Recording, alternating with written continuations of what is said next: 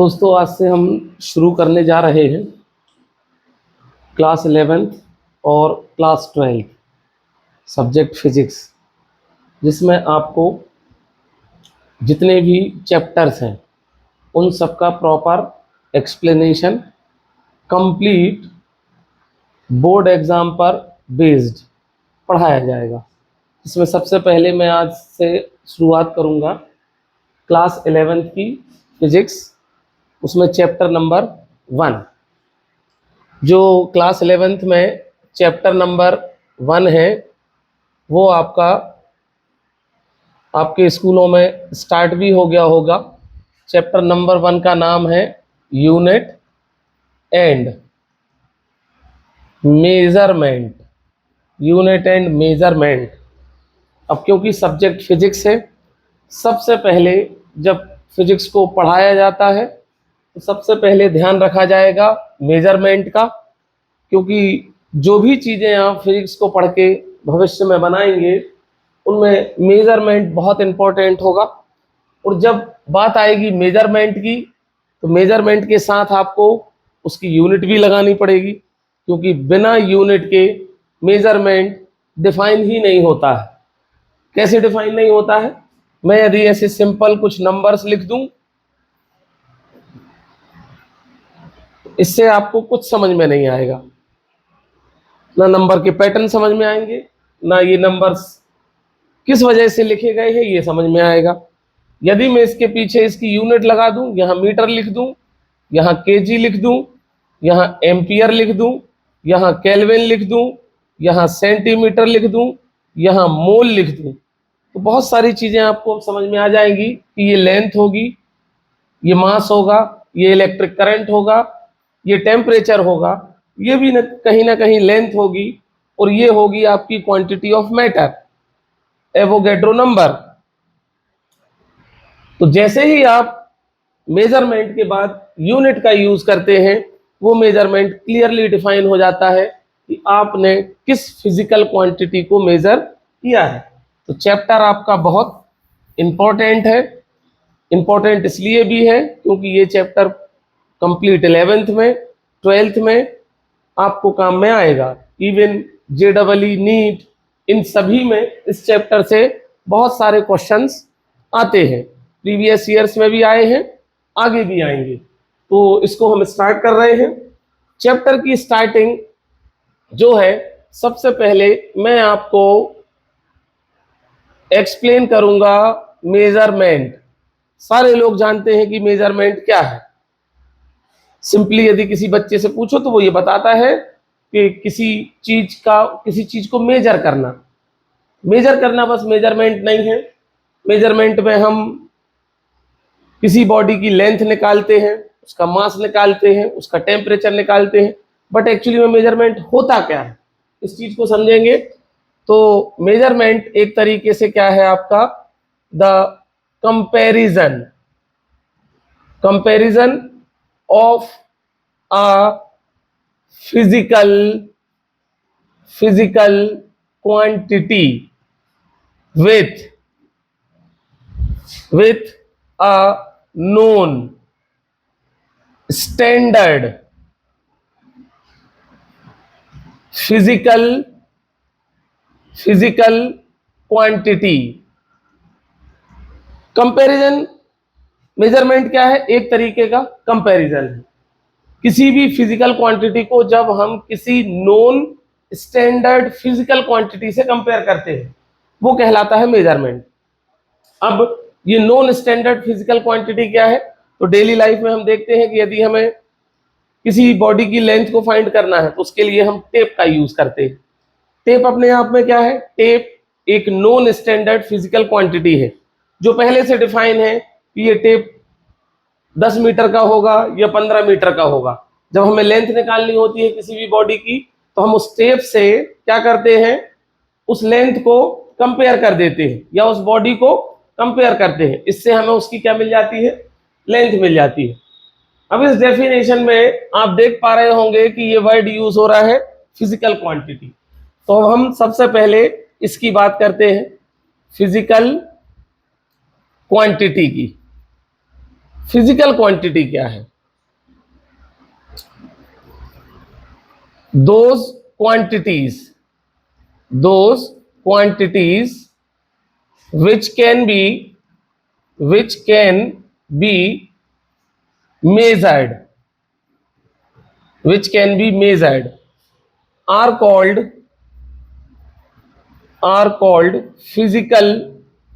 physical quantities।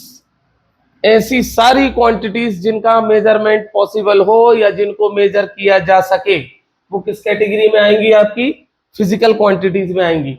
जैसे major होने वाली क्वांटिटीज आपकी हो गई, सबसे पहले हमारा ध्यान जाता है लेंथ पर।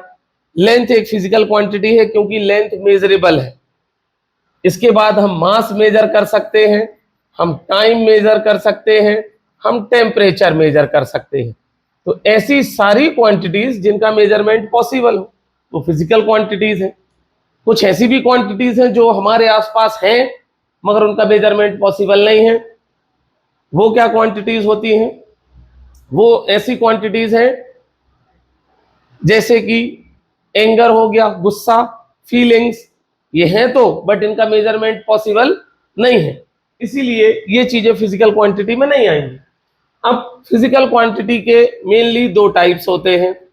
सबसे पहले हम देखेंगे types of physical quantities. Physical quantities में सबसे पहली जो क्वांटिटीज आती हैं वो है आपकी fundamental physical quantities. Fundamental physical quantities अब ये क्या होंगी? तो भाई those physical quantities which are कैसी हो? इंडिपेंडेंट फ्रॉम ईच अदर, जो एक दूसरे पर डिपेंड ना हो। कहने का मतलब सबसे पहले आप एग्जाम्पल समझ लें, या एग्जाम्पल नहीं, मैं इनकी टोटल आपको क्वांटिटी बताता हूं। These are only 7 fundamental quantity. केवल क्या है? 7 फंडामेंटल क्वांटिटीज है। कैसे उनको समझें। पहली होती है इसमें लेंथ, सेकंड नंबर पर होता है मास, थर्ड पर होगा टाइम, फोर्थ होगा टेम्परेचर, फिफ्थ नंबर पर होगा quantity of matter, sixth number पर होगा electric current, and the last, जो लास्ट फिजिकल क्वांटिटी है वो आपकी होगी 7th नंबर पर ल्यूमिनस इंटेंसिटी। ये 7 फंडामेंटल क्वांटिटीज है। अब इनकी जो डेफिनेशन है कि those quantities which are independent from each other. Fundamental इसलिए है क्योंकि लेंथ को आप मास के टर्म्स में नहीं निकाल सकते। मैं ये नहीं कह सकता कि कोई भी 2 पॉइंट के बीच की दूरी 2 kg है, या मास को आप लेंथ के टाइम में नहीं टर्म्स में नहीं निकाल सकते कि आपके पास कुछ एप्पल्स हैं और मैं कहूं कि उनका टोटल मास जो है वो 2 मीटर है।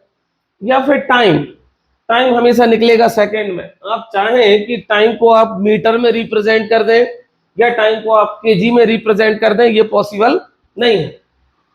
सीधा मतलब ये है कि ये 7 फंडामेंटल क्वांटिटीज एक दूसरे में कन्वर्ट नहीं हो सकती हैं। टाइम लेंथ के टर्म्स में नहीं निकल सकता, मास लेंथ के टर्म्स में नहीं निकल सकता, लेंथ मास या टाइम के टर्म्स में नहीं निकल सकती। इसलिए इन 7 फिजिकल क्वांटिटीज को क्या कहते हैं? फंडामेंटल क्वांटिटीज कहेंगे। इसके बाद जो फंडामेंटल क्वांटिटीज का सेकंड टाइप आता है, सेकंड वाला टाइप, वो है आपका डिराइव्ड क्वांटिटीज, डिराइव्ड क्वांटिटीज। अब ये क्या होंगी? ये होती हैं आपकी those physical quantities which are derived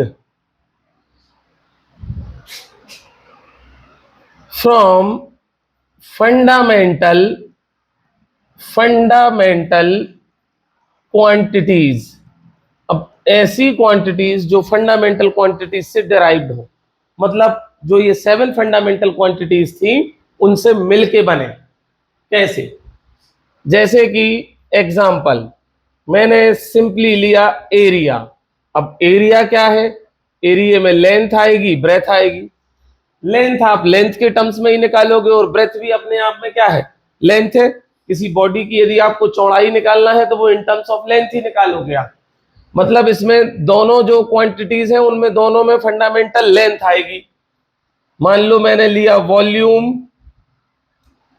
तो वॉल्यूम होता है L into B into H.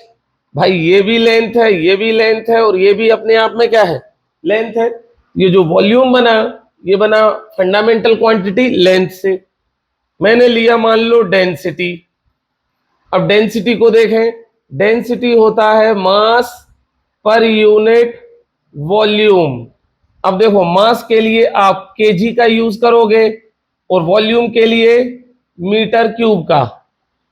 मतलब सीधा है, मास फंडामेंटल है और वॉल्यूम में तो फंडामेंटल लेंथ आ ही रहा था। मतलब ये जो डेंसिटी बना, ये दो फंडामेंटल क्वांटिटीज से मिलके बन गया, एक तो मास से, दूसरा लेंथ से। और आगे चलते हैं, हम चलते हैं स्पीड पर। स्पीड होता है आपका डिस्टेंस अपॉन में टाइम। अब देखो भाई, डिस्टेंस तो आप इन टर्म्स ऑफ लेंथ निकालोगे और टाइम तो टाइम के टर्म्स में ही निकलेगा। तो लेंथ क्या हो गई? फंडामेंटल, और टाइम भी हो गया फंडामेंटल। दो फंडामेंटल से एक नई क्वांटिटी निकल के आई, स्पीड। इसलिए स्पीड को कहेंगे हम डिराइव्ड क्वांटिटी, क्योंकि ये फंडामेंटल क्वांटिटी की हेल्प से निकाली है आपने। ऐसे ही सेम तरीके से आप एक्सेलरेशन निकाल सकते हैं।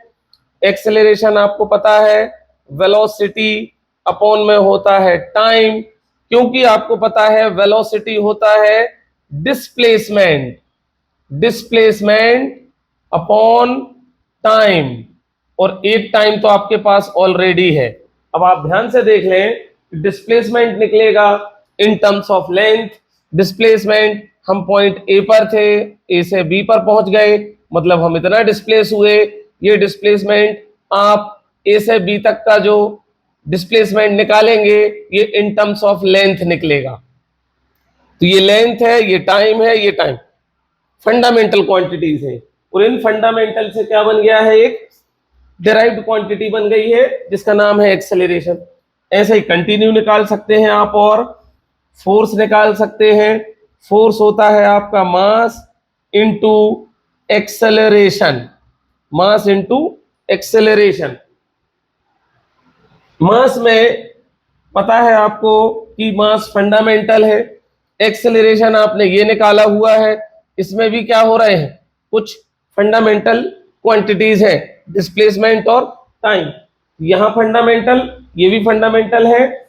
इन दोनों क्वांटिटीज से मिलके एक थर्ड क्वांटिटी बनी है जो कि फोर्स। इसलिए फोर्स क्या कहलाएगी? डिराइव्ड क्वांटिटी कहलाएगी। इसी के बाद आगे यदि आप चाहें तो वर्क निकाल सकते हैं। वर्क होता है फोर्स इंटू डिस्प्लेसमेंट।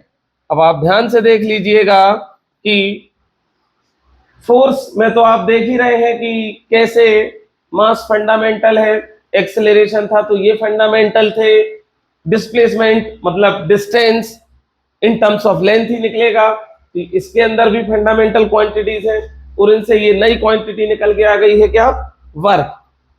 तो वर्क अपने आप में क्या कहलाएगी? डिराइव्ड क्वांटिटी कहलाएगी। तो ऐसी फिजिकल क्वांटिटीज जो बन जाए किसकी हेल्प से? फंडामेंटल क्वांटिटीज की हेल्प से, वो कहलाती हैं आपकी क्या? Derived quantities. उम्मीद है आप समझ रहे होंगे। फिर इसी के बाद क्योंकि मेजरमेंट हो गया, फिजिकल क्वांटिटीज हो गई, फिर आपकी आती है क्या, यूनिट। अब मैंने आपको बताया कि मेजरमेंट में यूनिट का इंपॉर्टेंट रोल है। यदि आप किसी फिजिकल क्वांटिटी को मेजर करते हैं और मेजर करने के बाद उस मेजरमेंट के पीछे उसकी यूनिट नहीं लगाते हैं, तो आप ये समझ लीजिएगा कि जो आपका मेजरमेंट है वो हुआ तो सही है, बट वो मेजरमेंट डिफाइन नहीं हो रहा है कि आपने किस फिजिकल क्वांटिटी को मेजर किया है। वो लेंथ आपने मेजर की है, या मास आपने मेजर किया है, या टाइम निकाला है, या टेम्परेचर निकाला है। तो यूनिट जो है वो किसी भी फिजिकल क्वांटिटी के मेजरमेंट को प्रॉपर डिफाइन कर देता है। हमेशा मेजरमेंट के साथ यूनिट लगाना कंपलसरी है। तो जैसे आपकी फिजिकल क्वांटिटी दो टाइप की थी, वैसे ही जो यूनिट्स हैं वो भी फिजिक्स के अंदर दो टाइप की हैं। यूनिट्स की बात करें तो इसमें भी जो पहला टाइप आएगा वो आएगा क्या, फर्स्ट टाइप यूनिट्स का, वो भी फंडामेंटल यूनिट्स।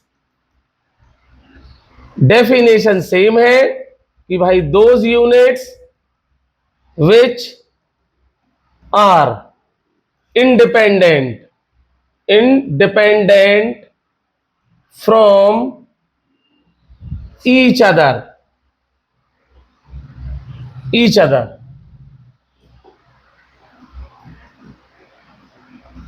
are called, इनको कहेंगे हम फंडामेंटल यूनिट्स। जैसे फंडामेंटल क्वांटिटी 7 थी, ये भी 7 ही है। These are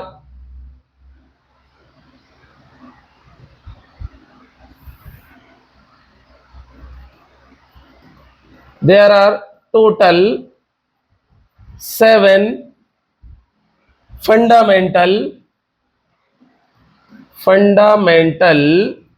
यूनिट्स, जिसमें फर्स्ट आपकी लेंथ है, ये मीटर में निकलेगी। सेकंड आपका मास है, ये केजी में निकलेगा। थर्ड आपका टाइम है, टाइम की यूनिट सेकंड होती है। फोर्थ आपका टेम्परेचर है, जिसकी यूनिट केल्विन होगी। फिफ्थ नंबर आपका इलेक्ट्रिक करंट है।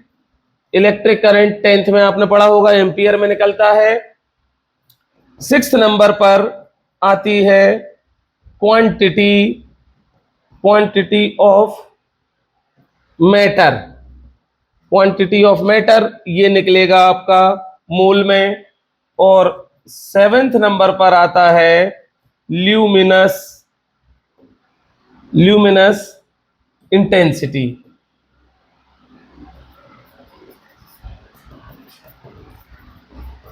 ल्यूमिनस इंटेंसिटी ये निकलती है कैंडेला में, CD कैंडेला। ये आपकी 7 फंडामेंटल यूनिट्स हैं, जिसमें पहली लेंथ जो मीटर में निकलेगी, दूसरी मास केजी में, तीसरी टाइम सेकंड में, fourth temperature kelvin, electric current ampere, quantity of matter mole. Mole आप समझते हैं, 1 mole, this is Avogadro number. 1 mole is equals to 6.022 into 10 power 23।